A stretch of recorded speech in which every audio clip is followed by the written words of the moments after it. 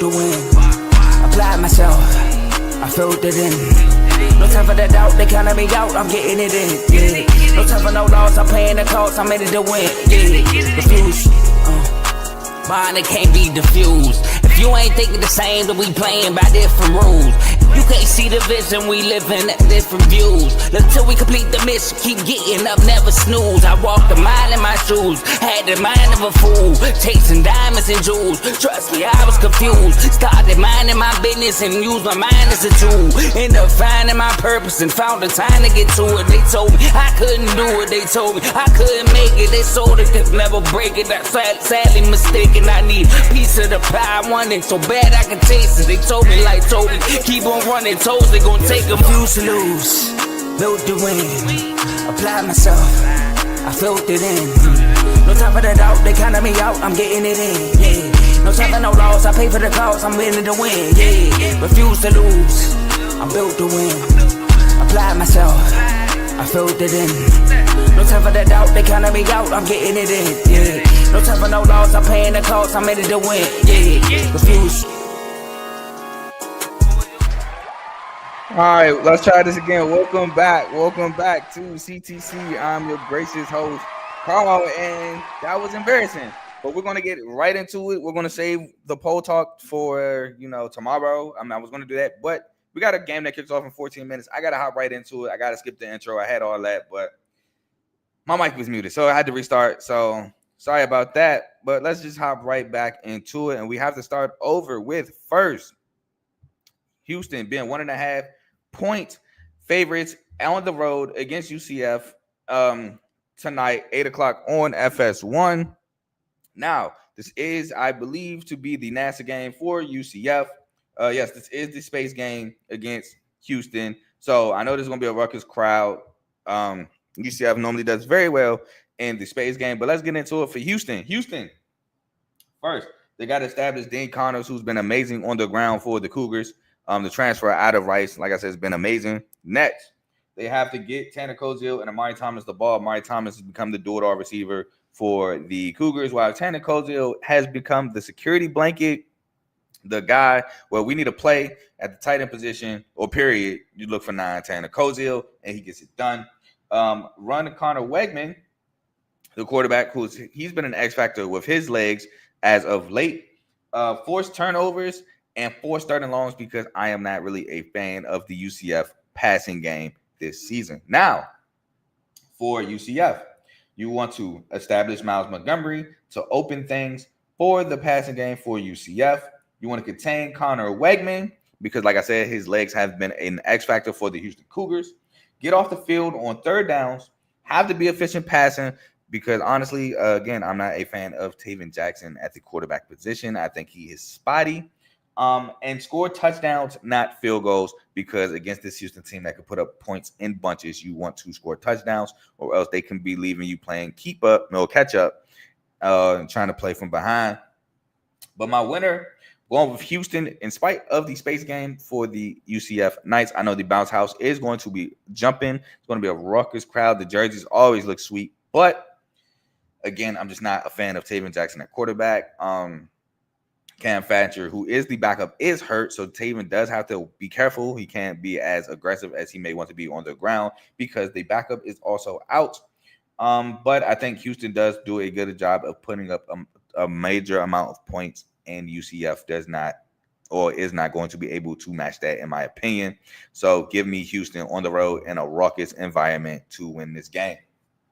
Next, we move on to Northwestern at USC. Northwestern coming into this one, USC is coming to this one as 13.5-point home favorites. This game is tonight on Fox at 9 o'clock. For the Northwestern Wildcats, you have the pressure Jaden Mayava. I think Nebraska did a pretty good job last week of putting pressure on Mayava. The passing game was not nearly as effective as it has been in weeks prior. And I think Northwestern is built very similar to the Nebraska Cornhuskers. You want to establish Caleb Komalafe, the running back for Northwestern. I think USC kind of laid out the blueprint of King Miller in his touches. Nebraska laid out the blueprint of Emmett Johnson and his touches against that USC defense. Get Griffin Wildy the ball. make this a low scoring game because I don't think Northwestern's offense is built to play built for shootouts basically, and force turnovers if you're the Northwestern Wildcats. Now, if USC, you want to score, and score some more to one, get that crowd involved, and two, like I said, Northwestern offense is not built to play. Built for shootouts. So if you're out there scoring touchdowns at a high rate, let's just say every other drive, Northwestern is in deep trouble. You want to establish King Miller because I think that'd be a big success. A big reason why if Jaden ever has success is because he's opened up the passing game. Give Mekhi Lemon and Jacoby Lane the ball, pressure Preston Stone, and force turnovers if you are the USC Trojans. With that being said, my winner is USC, but I did take Northwestern up to plus 14.5 because I do think Northwestern keeps it close. I think Northwestern's a really, really good team. And like I said, they're built similar to Nebraska. I think defensively, they'll give USC some problems. I don't think USC is going to score touchdowns in bunches. And I do think Northwestern is able to run the football and put up some points, but I do think USC outpaces them later on in this ball game. If it comes down to USC scoring, I do think that USC will get the job done against this Northwestern defense. But it's a very talented defense nonetheless. But I'm taking USC in this game. And the last game I have for y'all is Tulane at Memphis. This game is 9 o'clock on ESPN. So after the North Carolina Kansas game that's currently going on, which is a good one. So make sure y'all tune into that. Memphis is favored by 3.5 points at home. Brandon Lewis, questionable. I was looking. You see the time, it's 7:51. Still can't get a status of whether he's playing or not. All I can see is he's questionable for the night. Can't get a conclusive he's in or he's out. So I tried looking. It's an hour before kickoff. It's just college. Isn't like the pros where an hour and a half. You got an hour and a half before kickoff. You got to announce if he's inactive or not. They got all the way into kickoff. So I tried. It's no information whether he's playing or not. I'm assuming it's a go. This is a big game in the American Conference. You can't afford to lose 2 games in this American Conference. You already dropped one against UAB. I'm just going to assume it's a go for him. And he played last week against South Florida, so I'm assuming it's a go. But for Tulane, you got to score touchdowns in the red zone. Tulane's issue this year has been red zone touchdown scoring. They get to the red zone, but they settle for way more field goals than they should. Establish the run. Now, that's beyond Jake Retzlaff. Jake Retzlaff is their leading rusher. Which back is going to step up to establish the run for the Tulane Green Wave? Contain Brandon Lewis. That's if he's a go yet again. Force turnovers for the Tulane defense. You got to force some turnovers. The Tulane defense can get turnover happy. And get off the field on third downs because you don't want Memphis extending drives, putting up touchdowns, especially when you struggle to score in the red zone. Now, if you're Memphis, you got to contain Jake Retzlaff's legs. Again, make somebody else beat you on the ground. Him as Retzlaff is the leading rusher for the Tulane Green Wave. If Brandon Lewis is a go, test that ankle. Run him. At least give the Tulane Green Wave defense the illusion that you will run him at any moment, and they can't just forget about it. Force third and longs. Get the ball, to Cortez Branham Jr., your leading receiver for the Memphis Tigers, and protect the football. If you're Memphis, don't want to give Tulane any short fields, especially if they're not converting touchdowns. Don't want to give them extra opportunities to score. But my winner is Memphis. Why? Because I think Brandon Lewis, first of all, I think he plays.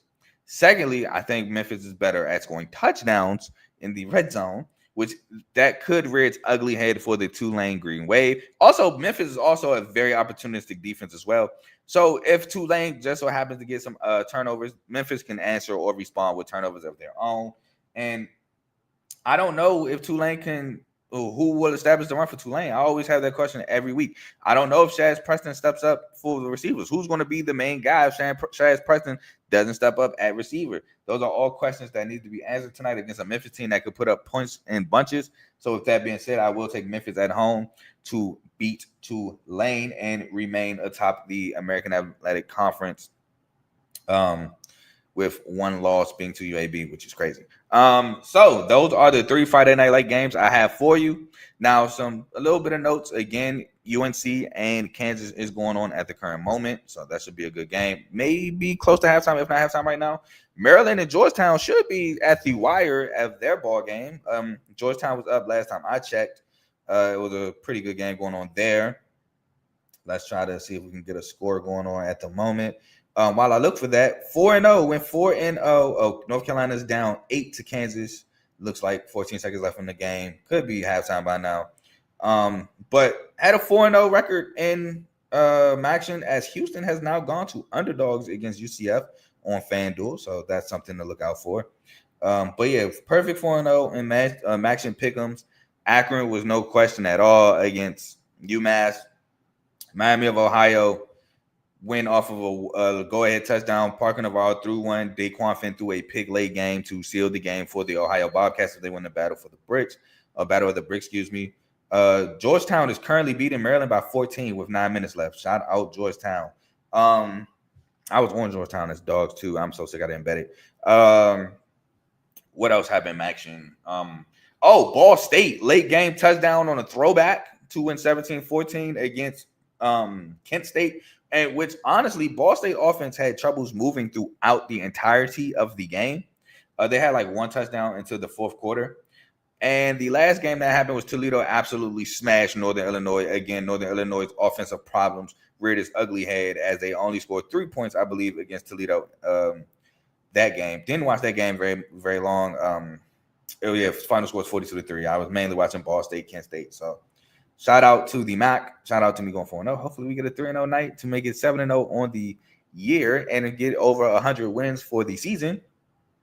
But CTC will be back tomorrow morning. We will be discussing the rest of week 11. I have 1, 2, 3, 4, 5, 6, 7, 8 games to talk about. Not that many on the slate, so make sure y'all stay tuned. Enjoy the Refuse to Lose show that will be live in about 5 to 10 minutes. And I will catch y'all tomorrow. I am gone. And again, I will be talking about the college football playoff committee polls tomorrow because I wanted to hurry up and get this out because of that embarrassing moment that just happened. But I'm gone. Peace.